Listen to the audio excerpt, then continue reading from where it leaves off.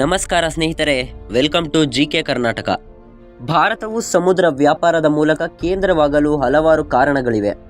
ಇದು 3 ಕಡೆ ನೀರಿನಿಂದ ಆವೃತವಾಗಿದೆ.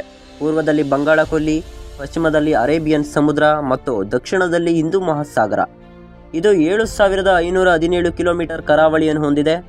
ಇದು 16ನೇ ಅತಿ ದೊಡ್ಡ ಕಡಲ ದೇಶವಾಗಿದೆ.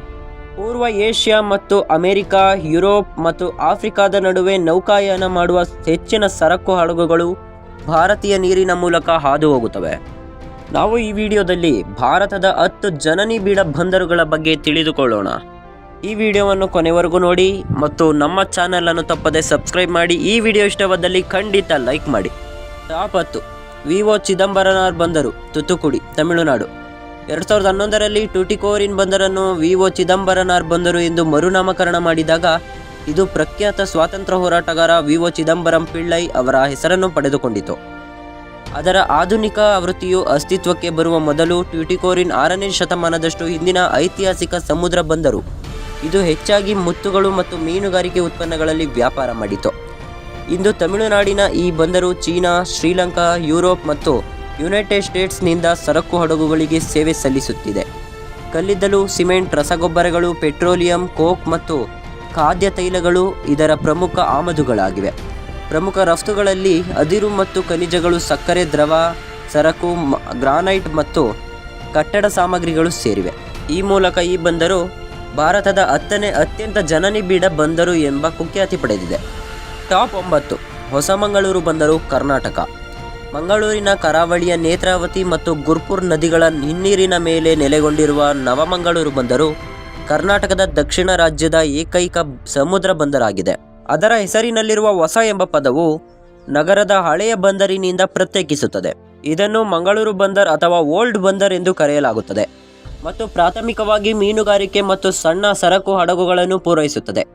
ನವಮಂಗಳೂರು ಬಂದರಿನಿಂದ ಪ್ರಮುಖ ರಫ್ತುಗಳಲ್ಲಿ ಪೆಟ್ರೋಲಿಯಂ ಉತ್ಪನ್ನಗಳು, ಕಬ್ಬಿಣದ ಅದಿರು ಉಂಡೆಗಳು ಮತ್ತು ಕಂಟೈನರೈಡ್ಸ್ ಸರಕು ಸೇರಿವೆ. ಕಚ್ಚಾ ತೈಲ, ಸಿಮೆಂಟ್ಸ್, ಕಲ್ಲಿದ್ದಲು, ರಸಗೊಬ್ಬರಗಳು ಮತ್ತು ದ್ರವ ರಾಸಾಯನಿಕಗಳು ಪ್ರಮುಖ ಆಮದುಗಳನ್ನು ಒಳಗೊಂಡಿವೆ. ನವಮಂಗಳೂರು ಸೌರಶಕ್ತಿ ಚಾಲಿತ ಬಂದರು. ಇದು 3 ರಾಷ್ಟ್ರೀಯ ಹೆದ್ದಾರಿಗಳ ಮೂಲಕ ಪ್ರವೇಶಿಸಬಹುದು.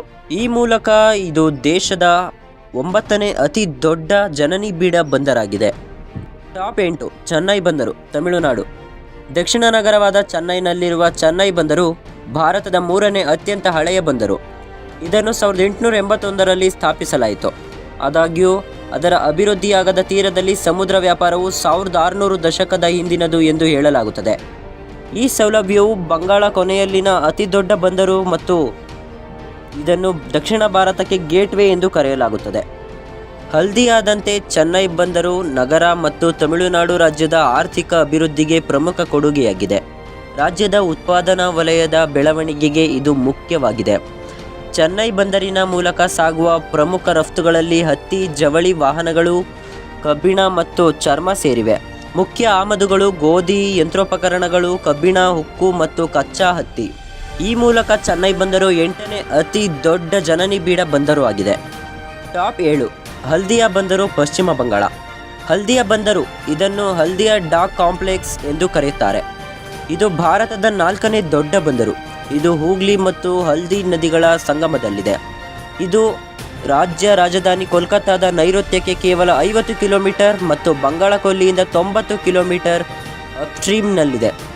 ಅದರ ಅತ್ಯುತ್ತಮ ಸ್ಥಳದಿಂದಾಗಿ ಈ ಬಂದರು ಪಶ್ಚಿಮ ಬಂಗಾಳ, ಬಿಹಾರ, ಜಾರ್ಖಂಡ್, ಉತ್ತರ ಪ್ರದೇಶ, ಮಧ್ಯಪ್ರದೇಶ ಮತ್ತು ಈಶಾನ್ಯ ರಾಜ್ಯಗಳನ್ನು ಒಳಗೊಂಡಿರುವುದರಿಂದ ದೊಡ್ಡ ಒಳನಾಡಿಗೆ ಸೇವೆ ಸಲ್ಲಿಸುತ್ತದೆ. ಈ ಮೂಲಕ ಈ ಬಂದರು ಭಾರತದ ಅತ್ಯಂತ ಜನನಿಬಿಡ ಬಂದರುಗಳಲ್ಲಿ 7ನೇ ಸ್ಥಾನವನ್ನು ಪಡೆದುಕೊಂಡಿದೆ. ಟಾಪ್ 6. ಮುಂಬೈ ಬಂದರು, ಮಹಾರಾಷ್ಟ್ರ. 1873ರಿಂದ ಕಾರ್ಯಾಚರಣೆಯಲ್ಲಿ ಮುಂಬೈ ಬಂದರು ಭಾರತದ 2ನೇ ಅತ್ಯಂತ ಹಳೆಯ ಬಂದರು ಆಗಿದೆ. ಇದು ಗಾತ್ರದಲ್ಲಿ ಭಾರತದ ಅತಿ ದೊಡ್ಡ ಬಂದರು. 46.3 ಹೆಕ್ಟೇರ್ ಪ್ರದೇಶದಲ್ಲಿ ಹರಡಿರುವ ಪಿಯರ್ ಉದ್ದವು 8000 ಕಿಲೋಮೀಟರ್. ಮುಂಬೈ ಬಂದರು ಭಾರತದ ಸಮುದ್ರ ಬಂದರಿಗೆ ಅತ್ಯುತ್ತಮ ಸ್ಥಳಗಳಲ್ಲಿ ಒಂದಾಗಿದೆ. ಮೊದಲನೆಯದಾಗಿ ಇದು ಪಶ್ಚಿಮ ಕರಾವಳಿಯ ಮಿಡ್ವೇ ಮಾರ್ಕ್ನಲ್ಲಿ ಇರುತ್ತದೆ.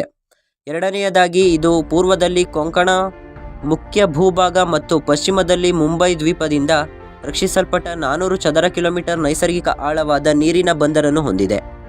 ಬಂದರು 10 ರಿಂದ 12 ಮೀಟರ್ ಆಳವನ್ನು ಹೊಂದಿದೆ. ದೊಡ್ಡ ಹಡಗುಗಳಿಗೆ ಒಳಗೆ ಮತ್ತು ಹೊರಗೆ ಹೋಗಲು ಸುಲಭವಾಗಿದೆ. ನೈಸರ್ಗಿಕ ರಕ್ಷಣೆಯು ವರ್ಷಪೂರ್ತಿ ಸಾಗಾಟಕ್ಕೆ ಆಶ್ರಯವನ್ನು ಒದಗಿಸಲು ಬಂದರನ್ನು ಅನುಮತಿಸುತ್ತದೆ. ಆಳವಾದ ನೈಸರ್ಗಿಕ ಬಂದರು ಮುಂಬೈಯನ್ನು ಭಾರತದ ಅತಿ ದೊಡ್ಡ ನೈಸರ್ಗಿಕ ಬಂದರು ಮಾಡುತ್ತದೆ. ಮುಂಬೈ ಬಹುಪಯೋಗಿ ಬಂದರು, ಆದ್ದರಿಂದ ಇದು 6ನೇ ಅತಿ ದೊಡ್ಡ ಜನನಿಬಿಡ ಬಂದರು ಆಗಿದೆ. ಟಾಪ್ 5 ಜವಾಹರ್ಲಾಲ್ ನೆಹರು ಬಂದರು, ನವಶೇವಾ, ಮಹಾರಾಷ್ಟ್ರ. ಮುಂದ್ರಾದಿಂದ ಸುಮಾರು 300 ನಾಟಿಕಲ್ ಮೈಲಿಗಳಷ್ಟು ಜವಾಹರ್ಲಾಲ್ ನೆಹರು ಬಂದರು 200 ಅಂತಾರಾಷ್ಟ್ರೀಯ ಬಂದರುಗಳಿಗೆ ಸಂಪರ್ಕ ಹೊಂದಿಸುವ ಭಾರತದ ಅಗ್ರ ಕಂಟೈನರ್ ಬಂದರು. ಕಳೆದ ಹಣಕಾಸು ವರ್ಷದಲ್ಲಿ ತನ್ನ ಸ್ಥಾನವನ್ನು ಕಳೆದುಕೊಳ್ಳುವ ಮೊದಲು ಇದು ಇತ್ತೀಚಿನ ವರ್ಷಗಳಲ್ಲಿ ಭಾರತದ ಅತ್ಯಂತ ಜನನಿಬಿಡ ಬಂದರುಗಳ ಪಟ್ಟಿಯಲ್ಲಿ ಸತತವಾಗಿ ಅಗ್ರಸ್ಥಾನದಲ್ಲಿದೆ. ಆರ್ಥಿಕ ರಾಜಧಾನಿ ಮುಂಬೈನ ಪೂರ್ವ ತೀರದಲ್ಲಿ ಕಾರ್ಯತಂತ್ರವಾಗಿ ನೆಲೆಗೊಂಡಿದೆ. JLN ಬಂದರನ್ನು ನವಶೇವಾ ಎಂದು ಕರೆಯುತ್ತಾರೆ. ಆ ಪ್ರದೇಶದಲ್ಲಿ ನೆಲೆಗೊಂಡಿರುವ 2 ಹಳ್ಳಿಗಳ ಹೆಸರನ್ನು ಇಡಲಾಗಿದೆ. ಎಲ್ಲ ಹವಾಮಾನ ಬಂದರು ಭಾರತ ಸರ್ಕಾರದ ಒಡೆತನದಲ್ಲಿದೆ ಮತ್ತು ಜವಾಹರ್ಲಾಲ್ ನೆಹರು ಪೋರ್ಟ್ ಟ್ರಸ್ಟ್ ನಿರ್ವಹಿಸುತ್ತದೆ. 1989ರಲ್ಲಿ ದಟ್ಟಣೆಯ ಮುಂಬೈ ಬಂದರಿಗೆ ಉಪಗ್ರಹ ಬಂದರಿನಂತೆ ನಿಯೋಜಿಸಲಾಯಿತು.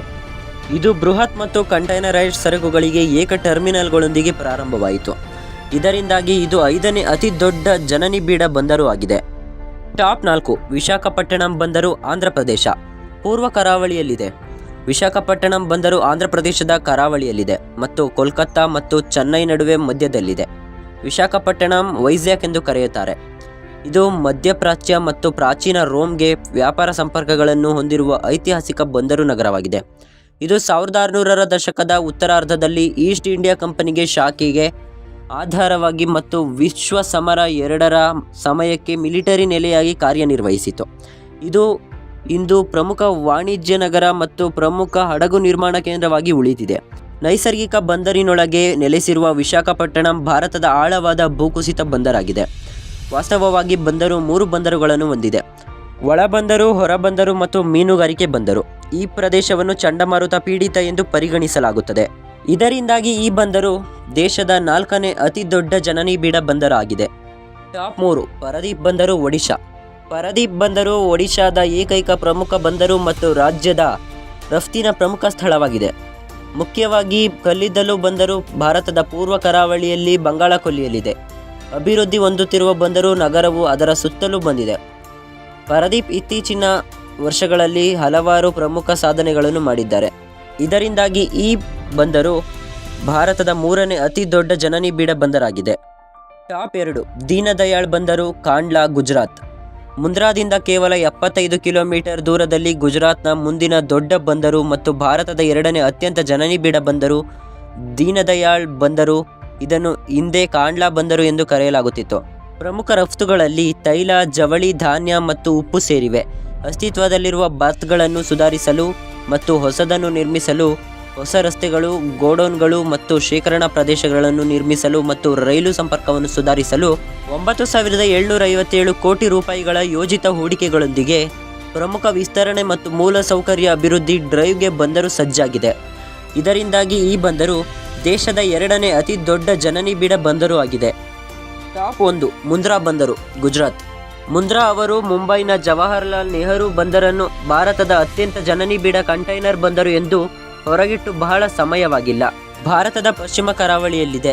ಮುಂದ್ರಾ ದೇಶದ ಉತ್ತರ ಒಳನಾಡಿಗೆ ರಸ್ತೆ ಮತ್ತು ರೈಲು ಸಂಪರ್ಕವನ್ನು ಒದಗಿಸುತ್ತದೆ ಮತ್ತು ಅಂತಾರಾಷ್ಟ್ರೀಯ ಬಂದರುಗಳೊಂದಿಗೆ ಅತ್ಯುತ್ತಮ ಸಂಪರ್ಕವನ್ನು ನೀಡುತ್ತದೆ.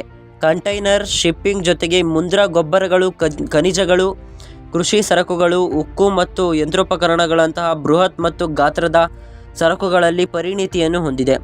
40 ಮಿಲಿಯನ್ ಟನ್ ಸಾಮರ್ಥ್ಯದೊಂದಿಗೆ ವಿಶ್ವದ ಅತಿ ದೊಡ್ಡ ಕಲ್ಲಿದ್ದಲು ಆಮದು ಟರ್ಮಿನಲ್ ಅನ್ನು ಹೊಂದಿದ್ದು ಭಾರತದ 1ನೇ ಅತಿ ದೊಡ್ಡ ಜನನಿಬಿಡ ಬಂದರು ಆಗಿದೆ. ಇವು ಫ್ರೆಂಡ್ಸ್ ಭಾರತದ 10 ಅತಿ ದೊಡ್ಡ ಜನನಿಬಿಡ ಬಂದರುಗಳು. ಓಕೆ ಫ್ರೆಂಡ್ಸ್, ಈ ವಿಡಿಯೋ ಇಷ್ಟವಾದಲ್ಲಿ ಖಂಡಿತ ಲೈಕ್ ಮಾಡಿ ಮತ್ತು ಸಬ್ಸ್ಕ್ರೈಬ್ ಮಾಡಿ. Thank you for watching friends. Have a nice day.